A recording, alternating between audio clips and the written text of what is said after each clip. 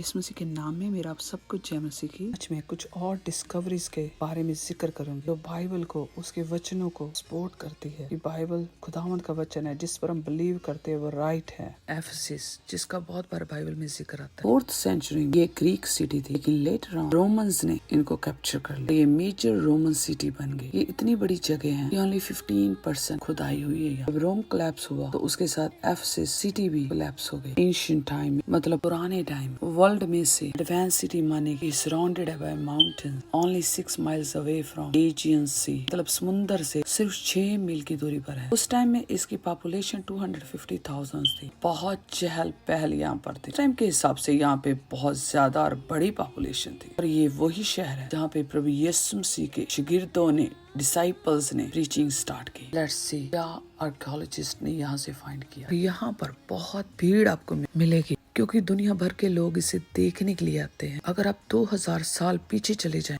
तो तब भी यहाँ पर बहुत भीड़ हुआ करती थी क्योंकि this was world class city. क्योंकि यहाँ पर आर्टेमिस टेम्पल इतना बड़ा है कि एंशिएंट वर्ल्ड के 7 वंडर्स में गिना गया है। फिर यहाँ पर वो लोग भी रहते थे जो यीशु पर बिलीव करते थे। पॉल यहाँ 2.5 साल रहा। और फिर अगर आप प्रकाशित वाक्य मतलब रेवलेशन में पढ़े तो उसमें 7 लेटर्स का जिक्र आता है जो कि यीशु की तरफ से मैसेज दिया गया यूहन्ना के थ्रू एफेसस, जिसे आप पढ़ सकते हैं रेवलेशन 1 वर्स 11 to 13 और रेवलेशन 2 वर्स 1 to 7। ये सेम वही शहर है। यहाँ के चर्च प्रभु यीशु मसीह ने वार्न किया और शहर के रूइंस आज भी आपको देखने को मिलेंगे। बहुत बड़ी लाइब्रेरी जो उस टाइम में दुनिया की सबसे बड़ी लाइब्रेरी थी उसके रूइंस आज भी यहाँ पर पाए जाते हैं। और फिर ऐसा इंस्क्रिप्शन मिला जिसमें ये लिखा है Caesar Augustus who is god. इससे ये पता चलता है कि वो एम्परर की वर्शिप करते थे, जिसकी नॉलेज हमें बाइबल में भी सेम तरह की मिलती है। और फिर यहाँ पर उस टाइम का ट्रेड सेंटर जो कि बहुत बिजी रहता था, उन सबके सबूत यहाँ पर मिले हैं जिनका जिक्र बाइबल के अंदर भी आता है। ये एक बहुत रिच सिटी थी जिसके अंदर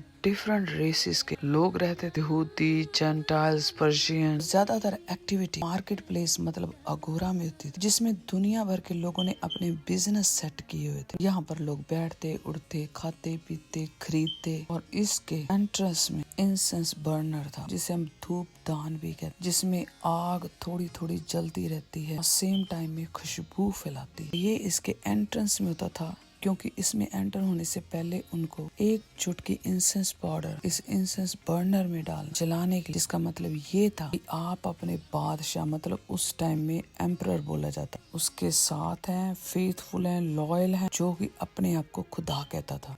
जिसकी वजह से क्रिश्चियंस को बहुत मुश्किल होती थी क्योंकि उनके लिए प्रभु यीशु मसीह उनका खुदा था जो आज भी है। इस जगह पर आए बिना आप इस शहर में सर्वाइव ही नहीं कर सकते थे। इसलिए ये क्रिश्चियनिटी के लिए एक बहुत बड़ा चैलेंज था। एफेसस शहर में 14 फॉल्स गॉड्स के टेंपल थे लेकिन आर्टेमिस का टेंपल सबसे बड़ा टेंपल था जो कि 127 मैसिव पिलर्स जो मार्बल के बने थे उनके ऊपर खड़ा था, जिससे पूरी दुनिया में लोग आते थे क्योंकि उनके मुताबिक उनके आर्टेमिस देवी लाइफ और फर्टिलिटी की देवी। यहाँ पर खुदावंद के लोगों मतलब पॉल ने, जॉन ने, तिमोथियस प्रीचिंग की और उनको रियल गॉड के बारे में बताया। यीशु के मैसेज जो कि जिंदगी का गुनाहों से माफी का उस मैसेज को उनके साथ शेयर किया। इसमें बहुत से लोगों ने खुदा को एक्सेप्ट किया और इस जगह पर बहुत सी ज़नाकारी भी चलती थी। म्यूजिक और डांस हर तरह का गुनाह यहाँ पर पाया जाता था और अर्ली चर्च के लिए एक बहुत बड़ा चैलेंज था जिसमें वो रहे। और यहाँ पर क्रिश्चियनिटी को यीशु को प्रीच किया गया। फिर यहाँ पर फॉल्स गॉड के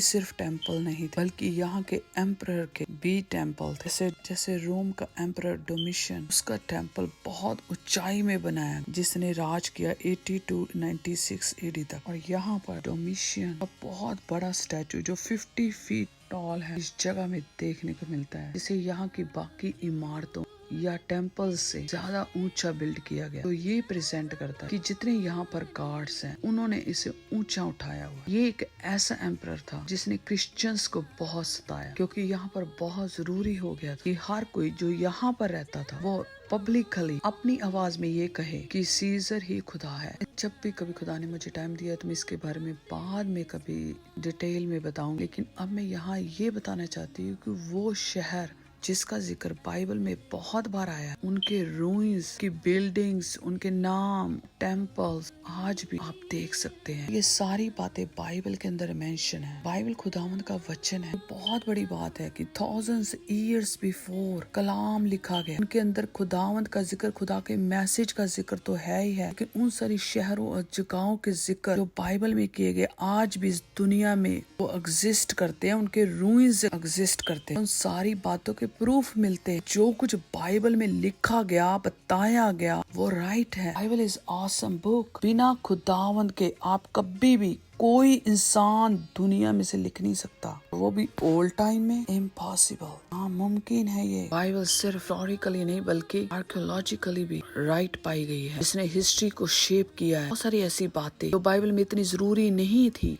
नहीं लिखी गई, लेकिन इन डिस्कवरीज के दौरान सारी बातों की, कहानियों की, राज्य की बैकग्राउंड मिलती है। बहुत सारी इंफॉर्मेशन हिस्ट्री में या आर्कियोलॉजिकल वर्ल्ड में पाई जाती, जब मिली है, कई बार ये इंफॉर्मेशन आधी या कंफ्यूजिंग होती है, और इन्हें डिटेल में समझने के लिए आर्कियोलॉजिस्ट या हिस्टोरियन बाइबल को यूज करते हैं, जिसकी वजह से वो कंप्लीट पिक्चर देख सकते हैं। ये कैसा शहर के कौन से बादशाह थे और इनके बैटल्स, जो भी पुराने टाइम में उतार चढ़ाव आए, इन सारी बातों की, चीजों की, कहानियों की पूरी पिक्चर वो बाइबल को यूज करके ही बना पाते हैं। बाइबल ही खुदावंद का वचन है, एक डिवाइन बुक है। इसे समझने के लिए आपके पास खुदावंद के पाक रूह का होना बहुत जरूरी है। उसके बिना चाहे आपने कितनी भी डिग्री की हो, आप खुदा के वचन को समझ नहीं सकते। इसलिए खुदावंद के वचन को अपनाएं और जिंदगी को पाए। अगर आप पढ़ें 2 Corinthians 11:32, उसमें एक बादशाह का जिक्र आता है, टाइटस, जिसने राज की 9 BC से 40 AD तक। बादशाह के नाम के कॉइन मिले हैं। इसका जिक्र बाइबल के अंदर Corinthians में आता है। ये सब आर्कियोलॉजिकल सबूत स्ट्रांगली बाइबल को सपोर्ट करते हैं कि बाइबल खुदावंद का वचन है, आम किताबों की तरह नहीं है, बल्कि जिंदा खुदावंद का वचन है, जिसके अंदर पावर है, डिवाइन पावर है। इसे पढ़ते रहिए, इस वचन को मानते रहिए, यही आपको लीड करेगा हेवन की तरफ। God bless all of you.